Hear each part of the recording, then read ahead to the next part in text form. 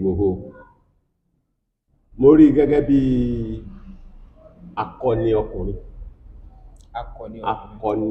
ọkùnrin bí àwọn Ògèdèngbé agbógungbòrò, bí Lísàbí agbòǹgbò àkàlà àti àwọn bẹ́ẹ̀ bẹ́ẹ̀ lọ ní ìran Yorùbá.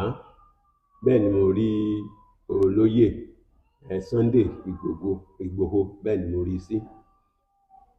Nígbà tí mo gbọ́ àtẹ̀jáde yẹn, ọ̀rọ̀wérọ̀ pẹ̀lú akọ̀ròyìn yẹn, mo rí wípé